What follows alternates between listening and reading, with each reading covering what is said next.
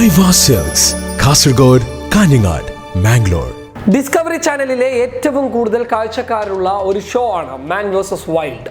എന്തുകൊണ്ടാണ് മാൻ versus wild ഏറ്റവും കൂടുതൽ ആളുകൾ ശ്രദ്ധിക്കപ്പെടാനുള്ള കാരണമെന്ന് ചോദിച്ചു കഴിഞ്ഞാൽ അതിലെ അവതാരകന്റെ മികവ് തന്നെയാണ്.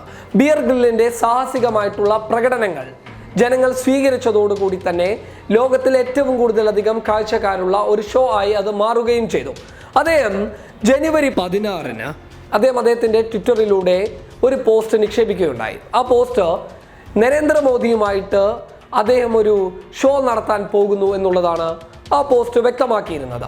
എന്നാൽ ആ പോസ്റ്റിന് മൂർച്ച കൂട്ടിക്കൊണ്ട് ഫെബ്രുവരി 12-ന് അദ്ദേഹം ഇന്ത്യയിലേക്കുള്ള വിമാനയാത്രക്കിടയിലുള്ള ഒരു ചിത്രവും അദ്ദേഹത്തിൻ്റെ ട്വിറ്ററിലൂടെ പങ്കുവെക്കുകയും ചെയ്തു.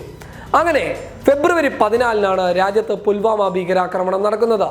CRPF 40ഓളം വരുന്ന നമ്മുടെ CRPF ജവാന്മാർ ക്രൂരമായി കൊല്ലപ്പെടുന്ന ഒരവസ്ഥ, ഭീകരാക്രമണത്തിൽ കൊല്ലപ്പെട്ടു പോകുന്ന ഒരവസ്ഥയാണ് രാജ്യം കാണേണ്ടി വന്നത്. എന്നാൽ ഈ സമയത്ത് രാജ്യത്തെ പ്രധാനമന്ത്രി നരേന്ദ്രമോദി ഷൂട്ടിംഗ് തിരക്കിലായിരുന്നു എന്നുള്ള ആരോപണങ്ങൾ അന്ന് രാഹുൽ ഗാന്ധി ഉന്നയിച്ചിരുന്നു.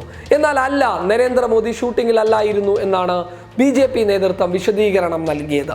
എന്നാൽ ഒടുവിൽ നരേന്ദ്രമോദിക്ക് ന്യായം പറയാൻ പറ്റാത്ത സാഹചര്യം ഉണ്ടായപ്പോൾ നരേന്ദ്രമോദിക്ക് വിവരങ്ങൾ ലഭിച്ചിട്ടില്ല എന്നതിലേക്ക് വരെ കാര്യങ്ങൾ എത്തപ്പെടുകയും ചെയ്തു. സത്യം പറഞ്ഞു കഴിഞ്ഞാൽ സൈനികർ കൊല്ലപ്പെടുന്ന സമയത്ത് നരേന്ദ്രമോദി ബിയർ ഗ്രില്ലിനോടൊപ്പം പൊട്ടിച്ചിരിച്ചുകൊണ്ടിരിക്കുന്നു എന്നുള്ളതാണ് അതിൻ്റെ യാഥാർത്ഥ്യം. അത് മാത്രമല്ല, ഈ ആരോപണം വന്നപ്പോൾ ഞാൻ ആദ്യം പറഞ്ഞതുപോലെ ബിയർ ഗ്രില്ല്, ആ ഷോയുടെ അവതാരകനും ബിയർ ഗ്രില്ല് ജനുവരി 16-ന് അദ്ദേഹത്തിൻ്റെ ട്വിറ്ററിൽ പങ്കുവെച്ച ആ പോസ്റ്റ് കാണാനില്ല. ഫെബ്രുവരി 12-ന് ഇന്ത്യയിലേക്കുള്ള യാത്രക്കിടയിൽ അദ്ദേഹം വിമാനയാത്രക്കിടയിൽ പകർത്തിയ ആ ദൃശ്യവും ബിയർ ഗ്രില്ലിൻ്റെ ട്വിറ്ററിൽ നിന്നും കാണാനില്ല. അതായത് രാജ്യത്ത് നരേന്ദ്രമോദി സൈനികർ കൊല്ലപ്പെട്ടുകൊണ്ടിരിക്കുന്ന സമയത്ത് നരേന്ദ്രമോദി പരസ്യ ചിത്രീകരണത്തിൻ്റെ ഷൂട്ടിങ്ങിലും അതുപോലെ തന്നെ മാൻ വേഴ്സസ് വൈൽഡ് എന്ന ഷോയുടെ ഭാഗമായി നിൽക്കുകയായിരുന്നു എന്നുള്ളതിന് ഇതിനേക്കാൾ വലിയ തെളിവൊന്നും ഇനി ആവശ്യമില്ല. ഇതാണ് ഇവരുടെ സൈനിക സ്നേഹം. രാജ്യത്തെ ലോക്സഭാ തെരഞ്ഞെടുപ്പ് നടക്കുന്ന സമയത്ത് ഇവർ വോട്ട് ചോദിച്ചത് സൈനികരെ മുന്നിൽ നിർത്തിയാണ്. രാജ്യത്തെ സൈനികരെ മുന്നിൽ നിർത്തിയാണ് നരേന്ദ്രമോദി വോട്ട് ചോദിച്ചിട്ടുള്ളത്. പുൽവാമയിൽ വീരമൃത്യു വരിച്ച നമ്മുടെ സൈനികർക്കും ബലാക്കോട്ടിൽ പ്രത്യാക്രമണം നടത്തിയ വ്യോമസേനയ്ക്കും വേണ്ടി ആകണം നമ്മുടെ വോട്ട് എന്നാണ് നരേന്ദ്രമോദി പ്രസംഗിച്ചത്. ആ പ്രസംഗത്തിന് ക്ലീൻ ചീറ്റാണ് നമ്മുടെ രാജ്യത്തെ തിരഞ്ഞെടുപ്പ് കമ്മീഷൻ നൽകിയിട്ടുള്ളത്.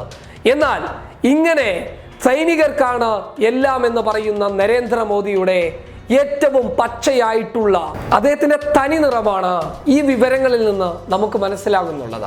അത് മാത്രമല്ല, ഇവരുടെ ഈ കപടമുഖങ്ങൾ പുറത്തു വന്നിട്ട് പോലും അന്ധമായി അതിനെയൊക്കെ ന്യായീകരിച്ച് സോഷ്യൽ മീഡിയയിലൂടെ കടന്നു വരുന്ന സംഘികളോട് ഒരു ലോഡ് പുച്ഛം മാത്രമേ ഉള്ളൂ. നാളെ എല്ലാവർക്കും മനസ്സിലാകാൻ വേണ്ടി പോകുന്നതേ ഉള്ളൂ എന്താണ് സംഘപരിവാറിൻ്റെ രാഷ്ട്രീയം എന്നുള്ളത്. അവരുടെ ലക്ഷ്യം അവർ മാത്രമുള്ള ഒരു ഇന്ത്യ രാജ്യമാണ്. അവിടെ എന്ത് സൈനികർ, അവിടെ എന്ത് പൊതുജനം. News desk public Kerala.